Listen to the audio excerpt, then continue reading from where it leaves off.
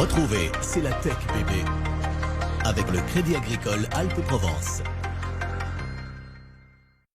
Votre programme C'est la Tech bébé avec la métropole Aix-Marseille-Provence, élue capitale européenne de l'innovation 2022.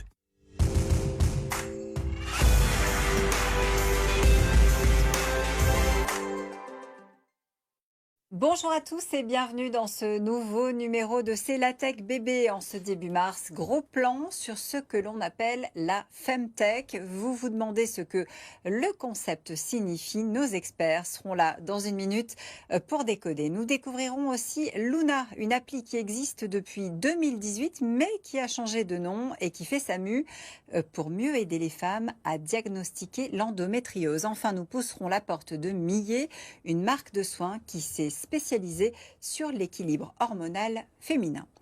Avec la date du 8 mars à cocher sur notre calendrier, on a évidemment voulu s'intéresser cette semaine à ce qui touche à la tech et aux femmes. Des femmes dans la tech, vous le savez, on en manque, mais vous allez voir que sur certains secteurs, elles sont là et elles sont même à la manœuvre. Bonjour Mathieu Sommek. Bonjour Raphaël. Vice-président de la French Tech Aix-Marseille, on peut le dire, je crois, de plus en plus de pépites de notre territoire qui se penchent sur cette question du féminin, pas seulement pour parler mode, mais aussi pour s'emparer de sujets beaucoup plus pointus, comme celui des violences ou celui de la santé des femmes, par exemple. Tout à fait. On a de plus en plus de femmes qui entreprennent. Et 2, dans ces sujets, elles sont de plus en plus nombreuses à proposer des solutions et à adresser ces différents sujets. Vous avez quelques exemples ? Vanilla Milk, qui travaille sur l'information et la mise en relation sur l'allaitement maternel. Période, qui fait des distributeurs de protection hygiénique. Kagol Nomade, qui fait d'une marque de vêtements non genrée et des bouillottes pour les règles. Et puis, on va citer aussi Clever Beauty, qui développe une marque de cosmétiques biosourcés et anti-gaspi. Elles sont très nombreuses et elles font pour la plupart partie de ce qu'on appelle donc la Femtech. C'est l'heure de vous en dire plus. Et pour décoder, c'est Delphine Molu qui se prête aujourd'hui à l'exercice, fondatrice de l'association Femtech France chez Station F. La Femtech, ce sont toutes les innovations qui visent à améliorer la santé des femmes. On les divise en général en 2 parties, les innovations technologiques et les innovations d'usage. Les innovations technologiques, ça peut être par exemple une sonde de rééducation du périnée connectée. En ce qui concerne les innovations d'usage, là on va retrouver des soins, des compléments alimentaires, mais aussi des maisons de santé qui vont regrouper tous les professionnels de santé spécialisés en santé des femmes sous un même toit, qui vont se partager les dossiers et avoir un bon suivi de patients.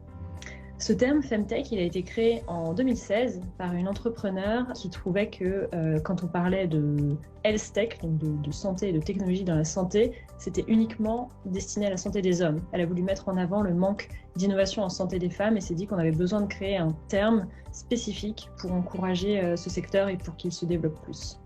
Et dans la Femtech, on retrouve donc tout ce qui touche aux besoins des femmes en matière de santé et aussi de bien-être, avec pour les aider l'appui bien sûr des nouvelles technologies comme les applis. Et justement, c'est ce que fait Millet. La jeune marque s'est lancée comme défi d'offrir un panel de soins naturels aux femmes pour les aider tout au long de leur vie, de la puberté à la ménopause. Marine Bossy a voulu faire plus ample connaissance avec celle qui en provençal signifie la bonne amie. Acné, perte de cheveux, variation d'humeur. Ces symptômes de déséquilibre hormonal ont un impact direct sur de nombreuses fonctions du métabolisme des femmes. Millet a élaboré une gamme de soins et micronutrition naturelle pour accompagner les femmes de la puberté à la ménopause. Ces produits, issus de la biotechnologie verte, ont été conçus dans plusieurs laboratoires spécialisés. On a 5 laboratoires différents en tout, parce que comme on est sur des produits assez experts et ciblés, par exemple sur l'infusion et l'élixir détoxifiant pour la peau, on est sur une technologie HTVE qui en fait permet de concentrer 3 fois plus les plantes qu'en temps normal. C'est vraiment une technologie qui va refixer des extraits de plantes en poudre sur des plantes entières. Quand on touche à l'intimité, aux muqueuses, il faut vraiment être sur un laboratoire aussi qui travaille spécifiquement là-dessus. Au niveau des comprimés secs, c'est une technologie spécifique, donc c'est un laboratoire en Vendée. Quand on travaille des galéniques différentes, on est obligé de multiplier les façonniers. Autre atout de la start-up, utiliser le digital pour sensibiliser les femmes sur les sujets tabous. Conseils, live avec des spécialistes, tests de produits. La marque informe quotidiennement sur l'équilibre hormonal féminin. Plus de 25 000 produits ont déjà été vendus en 2 ans. Dans la Femtech, il y a donc cette notion de bien-être, mais vous allez voir, ça n'est pas la seule notion qui apparaît. Bonjour Inès Benamor. Bonjour. Merci d'être avec nous. Vous êtes à la tête de Luna, qui est une appli dédiée spécifiquement à l'endométriose, créée par 2 médecins, 2 spécialistes de l'endométriose, qui touchent Une femme sur 10 Ouais. dans le monde et en France, bien sûr. Qu'est-ce qu'ils se sont dit, les 2 spécialistes? Il faut créer une start-up, une pépite sur notre territoire pour démocratiser le diagnostic de l'endométriose? Une des plus grosses problématiques reliées à l'endométriose, c'est le fameux délai diagnostic de 7 ans en moyenne en France. Donc c'est depuis les premiers symptômes que peut constater une femme jusqu'au jour où on lui pose un premier diagnostic, il se passe 7 ans. C'est énorme. Sachant que l'endométriose, juste pour le rappeler, c'est relié au cycle menstruel. Donc, tous les mois, on peut imaginer que les femmes vont ressentir des symptômes, souffrir, avoir des douleurs assez importantes selon le type d'endométriose. Et c'est là que ces 2 experts de l'endométriose entrent en scène et se disent « et si on démocratisait un moyen d'aider au diagnostic de cette maladie, sachant qu'à ce jour, il n'existe aucun moyen validé scientifiquement de le faire ». Et c'est ce que Luna a fait avec le premier test d'aide au diagnostic de l'endométriose. Ça signifie qu'ils ont imaginé tout un tas de questions qui permettent de flécher et de dire si oui ou non, dans cette appli, eh bien, on est concerné ou pas par l'endométriose. En réalité, ce qui s'est produit, c'est 15 ans de recherche et une étude clinique sur 2500 patientes.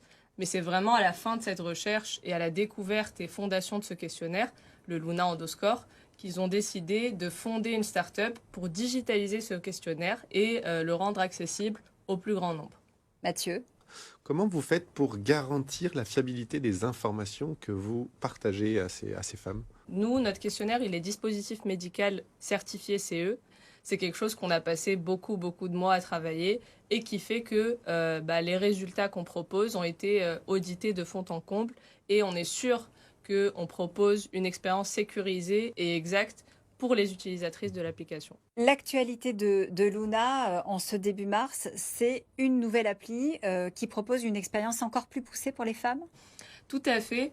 L'idée ici, c'est de proposer à la fois le questionnaire avec une expérience toujours mieux et beaucoup plus gamifiée pour les femmes. Parce que, rappelons-le, la santé, c'est souvent un sujet sérieux et dont on a peur et qui peut repousser les gens. Et finalement, avec Luna, on a décidé de prendre la e-santé de l'autre côté et de proposer vraiment un espace intime où la femme se sent bien. Ici, on vient cibler les femmes atteintes d'endométriose, mais pas que. On a envie de s'élargir un peu et de proposer un panel de quiz qui vont être sympas à jouer pour les femmes pour en apprendre davantage sur leur corps. Est-ce que Luna, c'est une solution qui est disponible uniquement sous un format digital ou est-ce que vous avez une présence ici, ailleurs, pour aller au contact de ces femmes? Luna, c'est non seulement une application mobile, mais c'est aussi beaucoup d'événements en présentiel.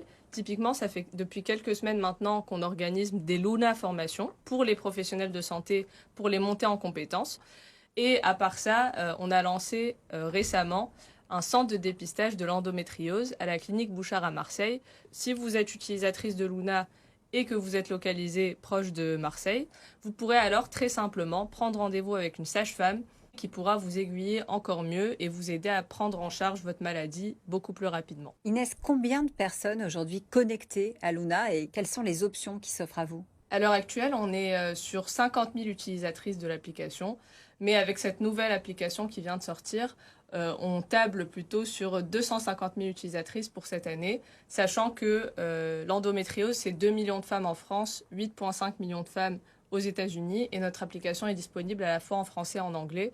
Donc on aimerait bien très rapidement déployer cette application sur tous les fronts. Le modèle économique, on n'en a pas parlé. Comment est-ce que fonctionne Luna? Vous appuyez sur quoi exactement? À l'heure actuelle, on fait payer le test diagnostic à hauteur de 3 € en France et 10 $ aux États-Unis.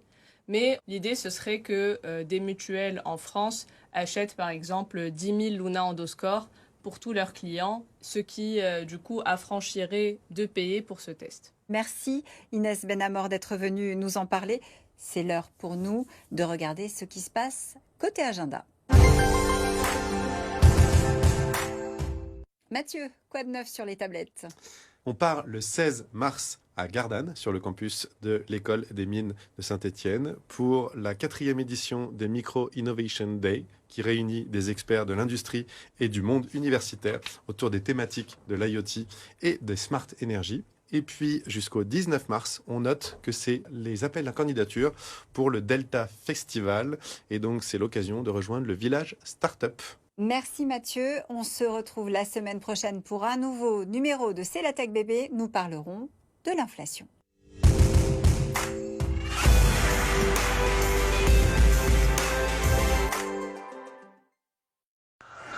C'était C'est la Tech Bébé avec le Crédit Agricole Alpes-Provence. C'était votre programme C'est la Tech Bébé avec la métropole Aix-Marseille-Provence, le territoire de la diversité innovante.